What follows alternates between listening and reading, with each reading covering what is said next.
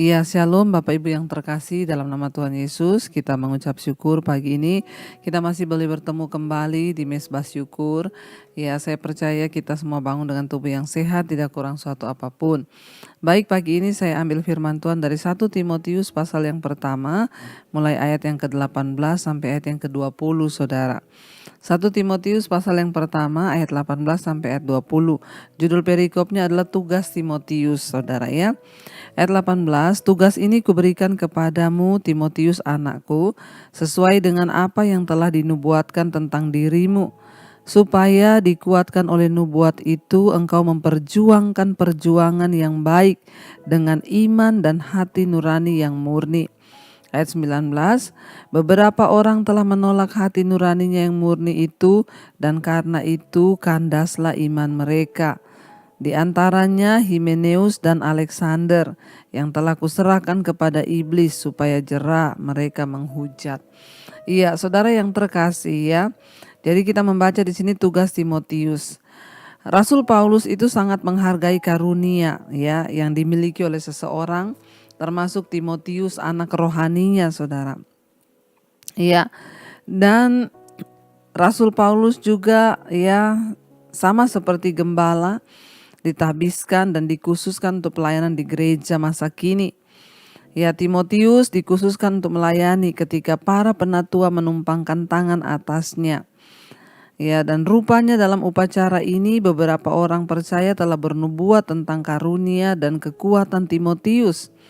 Perkataan dari Tuhan ini pasti telah mendorong semangat Timotius di sepanjang pelayanannya.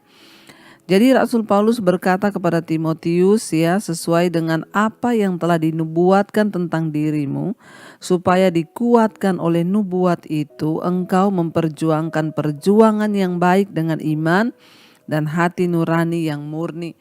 Jadi saudara, ternyata di dalam perjalanan Timotius mengikuti Rasul Paulus sebagai anak rohani, ya dia mendapatkan nubuatan tentang karunia bahkan pelayanannya ke depan. Jadi Rasul Paulus berpesan kepada Timotius, ya di dalam kamu menjalani hidupmu dan menantikan setiap nubuatan di dalam pelayananmu itu, maka kamu itu akan menjalani perjuangan yang berat, ya kata Rasul Paulus. Tetapi ya kamu harus memperjuangkan semua masalah, semua tantangan itu dengan perjuangan yang baik, dengan iman dan hati nurani yang murni kepada Tuhan. Ya, Rasul Paulus memberikan sebuah nasihat kepada anak rohaninya Timotius di dalam pelayanan itu, dalam hidup ini, ya sama dengan kita menjalani hidup ini tidak mudah. Akan ada tantangan, akan ada persoalan, akan ada hambatan. Tetapi kamu tidak perlu takut, yang penting kamu menjalaninya dengan iman, kata Rasul Paulus, dan hati nurani yang murni. Ya, ikuti saja hati nurani yang murni itu, karena di dalam manusia itu ada yang namanya hati nurani, saudara. Ya, hati manusia itu tempat Tuhan berbicara. Ya, Tuhan memberikan petunjuk di dalam roh manusia. Dan ketika kita mengikuti ya petunjuk hati nurani yang murni itu, Rasul Paulus bilang, ya engkau akan beroleh kekuatan di dalam hidupmu. Tetapi ya ayat 19 di sana dikatakan, beberapa orang telah menolak hati nuraninya yang murni, dan karena itu kandaslah iman mereka. Di sini Rasul Paulus juga memberikan sebuah peringatan kepada Timotius, jangan bermain-main dengan hati nuranimu itu. Tuhan berbicara kepada manusia di dalam hatinya. Ya, dan ketika kita terus menolak ya hati nurani yang murni itu yang selalu mengajarkan yang baik. Hati nurani yang murni itu menuntun kita kepada sesuatu yang baik. Hati nurani itu yang mengajarkan kita. Mazmur Daud berkata, di tempat tidurku hati nuraniku mengajari aku tentang hukum-hukum Tuhan. Jadi ya Tuhan berbicara lewat hati nurani manusia yang murni. Ya, dan ketika hati nurani itu terus kita tolak, maka itulah yang akan menyebabkan iman manusia itu kandas. Ya, seperti contoh saudara, ketika Kain akan membunuh Habel, Tuhan bilang kalau hatimu itu baik, maka wajahmu berseri-seri. Lihat, dosa sudah mengintip engkau di depan pintu. Tapi Kain membiarkan hatinya itu dikuasai ya oleh dosa, oleh kebencian saudara. Sehingga hatinya menjadi panas ya, tetapi suara Tuhan yang murni di hatinya itu dia tidak mau dengar. Sehingga apa yang terjadi, dosa mengintip dia, membujuk dia, dan dia akhirnya melakukan pembunuhan terhadap adiknya sendiri. Dan apa yang terjadi saudara? Ketika terjadi pembunuhan, ya Kain memberontak di hadapan Tuhan, akhirnya hidupnya pun terkutuk. Orang kalau menolak hati nurani yang murni itu saudara, kandaslah iman mereka. Ketika orang melakukan persinahan contoh atau perselingkuhan, maka hati nuraninya akan berbicara kepada dia, ya untuk dia bertobat, tinggalkan dosa itu. Tapi banyak orang yang tidak mau bertobat, tidak mau mendengarkan hati nuraninya. 1 hari, 2 hari hati nuraninya berbicara, menegur dia, menyadarkannya dia. Tapi dia nggak mau bertobat, akhirnya kandas imannya sehingga apa? Ya tidak peduli lagi dengan dosa, nikmati dosa perselingkuhan sampai kepada perceraian. Ya ketika orang ya kepahitan kepada orang, hati nurani akan mengingatkan jangan kepahitan. Hati nurani mengingatkan akan firman hukum-hukum Tuhan, sebab Tuhan menaruh ya hukum-hukumnya di dalam hati nurani manusia.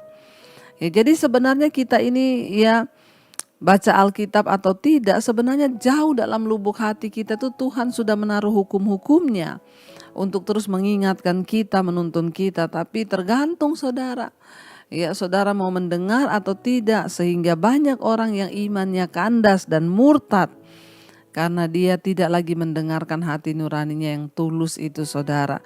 Tuhan ingatkan, Rasul Paulus mengingatkan kepada Timotius anak rohaninya, hati-hati di dalam perjuanganmu dalam pelayanan yang sudah diteguhkan oleh nubuatan para penatua. Kamu harus memperjuangkan perjuanganmu dengan iman dan hati nuranimu yang murni. Tapi beberapa orang telah menolak hati nuraninya yang murni itu, dan karena itu kandaslah iman mereka. Jangan menganggap remeh suara hati nurani saudara. Karena kalau kita terus mengabaikan maka kandas iman kita. Kita katakan di sana diantaranya seperti Himeneus dan Alexander yang telah kuserahkan kepada iblis supaya mereka jera untuk menghujat. Ya, Rasul Paulus menyebut 2 nama di sini, Himeneus dan Alexander. Ya, kemungkinan ini adalah kedua ya orang yang ada juga di dalam jemaat, tetapi mereka menyesatkan jemaat dengan pengajaran-pengajaran palsu. Sehingga Rasul Paulus berkata, ya, dia menyerahkan mereka kepada iblis. Sebenarnya bukan karena Rasul Paulus yang menyerahkan, karena memang mereka ini utusan iblis. Ada utusan-utusan iblis dalam hidup kita, pelayanan kita yang akan mengacaukan saudara. Ya, dan karena itu Rasul Paulus bilang dia kembali menyerahkan mereka kepada iblis. Kenapa? Karena mereka dikeluarkan dari dalam pelayanan. Sebab tidak sesuai dengan pengajaran atau doktrin yang sedang diajarkan oleh Rasul Paulus saudara. Ya, karena itu saudara, mari kita berdoa pagi ini kalau Tuhan ingatkan kita untuk mendengarkan suara hati nurani kita yang murni. Biarlah kita mau belajar taat dan dengar-dengaran saudara, supaya ya hukum Tuhan, firman Tuhan yang sudah ada dalam hati nurani kita itu ketika berbicara mengingatkan kita, biar kita mau taat. Agar iman kita tidak kandas dan kita boleh semakin melihat kemuliaan Tuhan dalam hidup kita. Mari kita mau merenungkan firman ini saudara. Kita mau katakan di hadapan Tuhan, ya biar Tuhan, Engkau yang menjagai hati kami Tuhan, Engkau yang akan mengubahkan hati kami, agar hati kami ini penuh dan menjadi hati yang tulus di hadapan Tuhan. Biar kita mau bilang, ubah hatiku Tuhan, seputih hatimu, ubah hati kami sesuai dengan kasih-Mu Bapa, agar kami bisa dengar-dengaran taat dan melakukan firman Tuhan di dalam hidup kami. Terima kasih Bapa, terima kasih Tuhan. Ubah hatiku seputih hati-Mu, setulus salib-Mu, kasih-Mu Tuhan.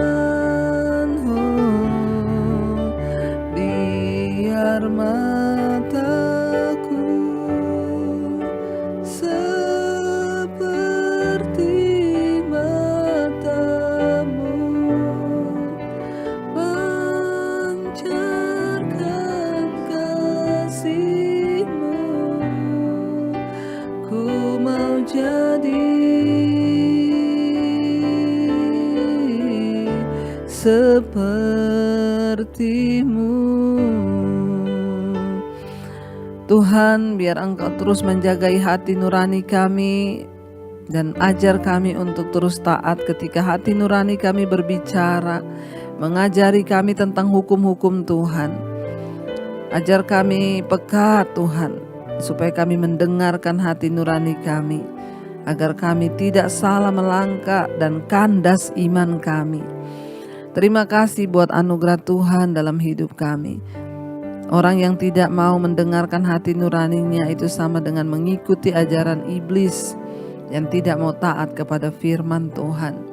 Biarlah kami terus dituntun oleh hati nurani kami, karena di dalamnya ada firman Tuhan. Yang tulus ikhlas, hati nurani yang murni, tidak ada kepahitan, kebencian. Berkati setiap kami Tuhan yang pagi ini bangun untuk melakukan aktivitas, yang bekerja, sekolah, kuliah, Tuhan jagai, lindungi. Yang berulang tahun hari ini Tuhan berikan anugerah-Mu, berkat-Mu. Terima kasih buat 1 tahun Tuhan tambahkan. Semakin bertambah kedewasaan jasmani, bertambah pula kedewasaan rohani kami di dalam Tuhan. Terima kasih buat semua berkat Tuhan tercurah atas hidup kami pagi hari ini. Tuhan berkati yang sakit, Engkau sembuhkan, jamah dan lawat. Mereka yang terikat dengan dosa Tuhan bebaskan. Terima kasih Tuhan. Terima kasih buat setiap anugerah yang terbaik yang Tuhan curahkan bagi kami dan bangsa ini Bapa, bahkan bangsa-bangsa lain. Mari kita berdoa. Bapa kami yang ada dalam sorga, dikuduskanlah nama-Mu. Datanglah kerajaan-Mu, jadilah kehendak-Mu di bumi seperti di sorga. Berikanlah kami pada hari ini makanan kami yang secukupnya. Dan ampuni kami akan kesalahan kami, seperti kami juga mengampuni orang yang bersalah pada kami. Janganlah membawa kami dalam pencobaan, tapi lepaskan kami daripada yang jahat.